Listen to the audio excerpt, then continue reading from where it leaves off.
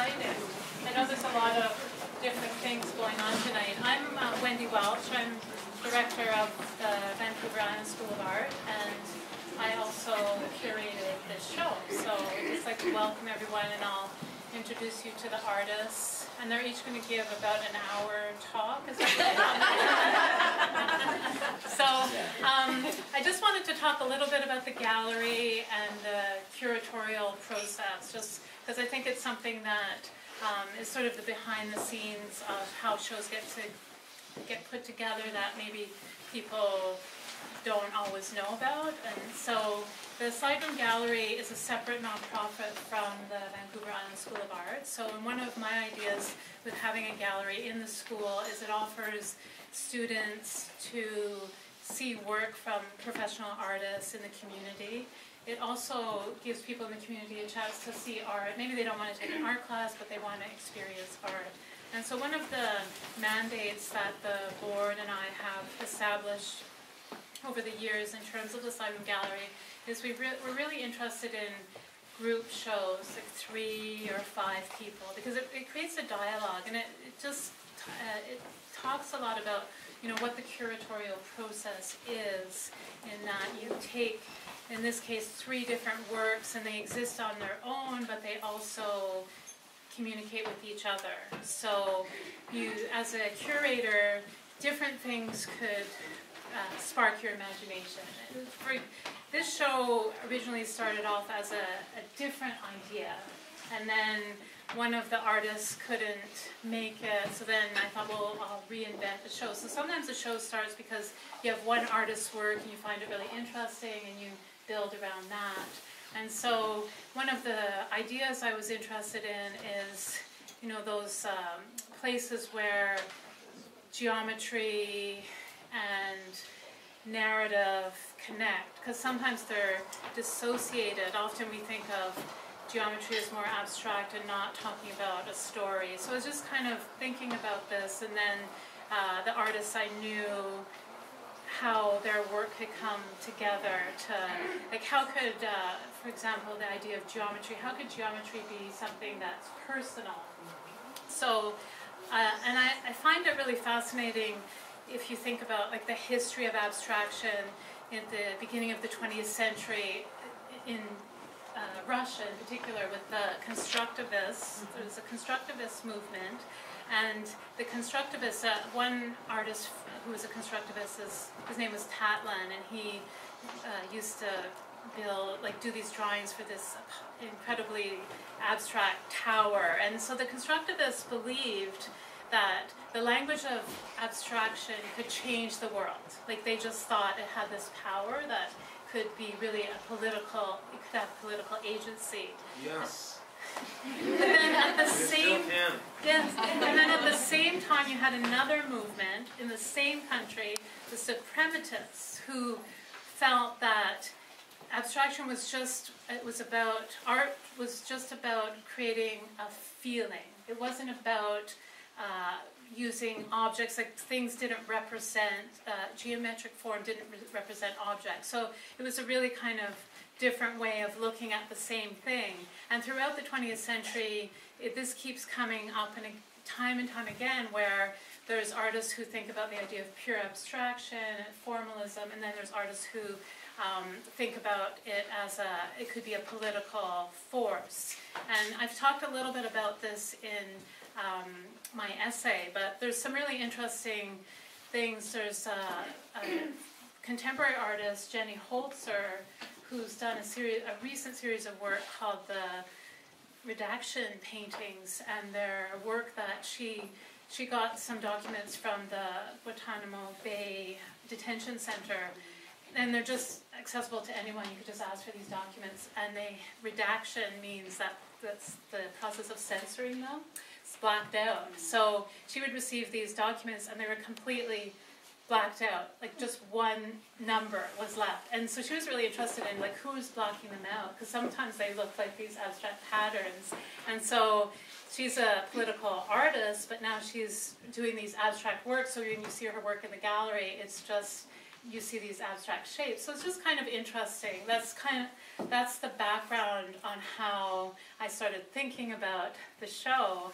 And so I will talk a little bit about the show, but just that, I'm really interested in, when I look at work, how does it fit into the bigger picture? How does it fit into 20th century art?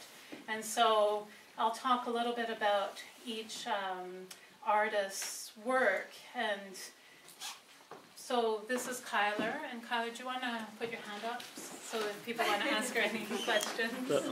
So, these artists I know, they work here at the school, and I know them both as artists and people, I work with every day. So it's really kind of interesting to be in that position of curating a show with people you know, because there's a certain, you want it to be really good, but at the same time as a curator, you step aside from thinking about the individual artists, and you have to think about the show. So you're always kind of working with that. So anyways, so this is Kyler's work. So Kyler did the collages, and so these are part of her experience of how she thinks about the landscape, and in her artist statement she talks about how spending a lot of time in the Mackenzie Highway, not seeing any cities, and then when you see some urban structures, they kind of punctuate the landscape, and you're almost waiting for them. You need these breaks, and so when I look at them, I think it's interesting how all the forms sort of rest on the surface. It's when you do see these towns, you can't really know them.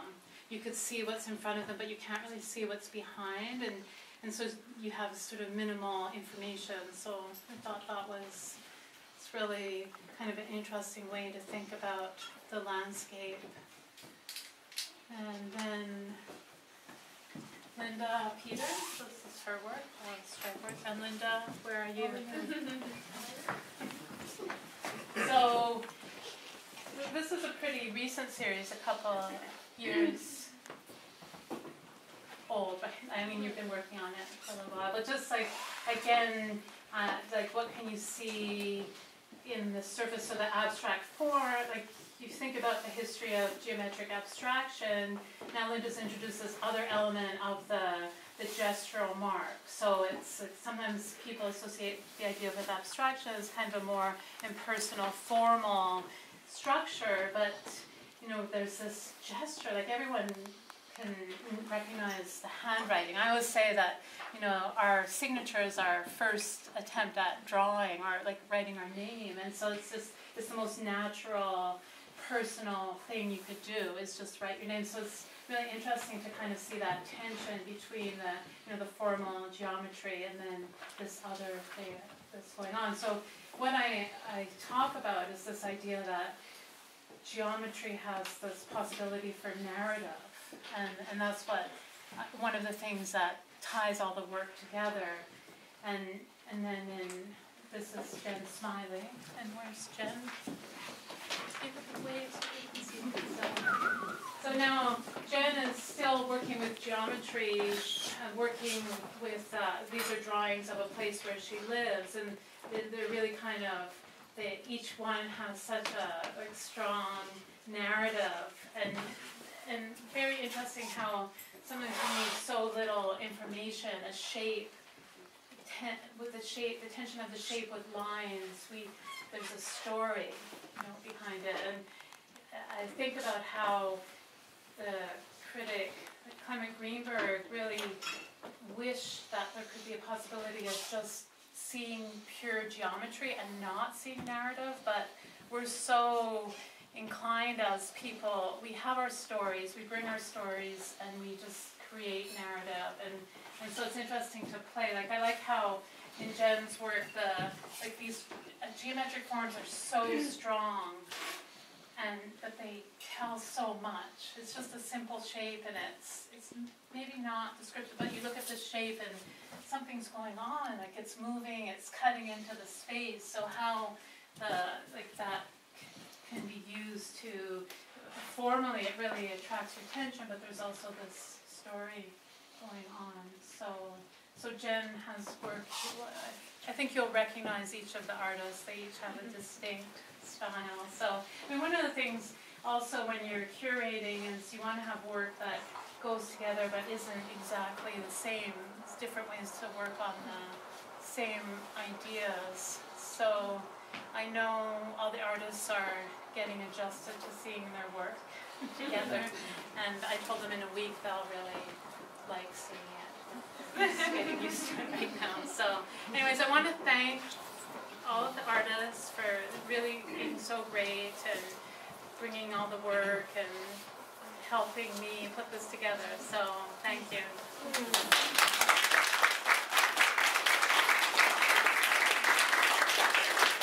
And if you have any questions, feel free to ask them.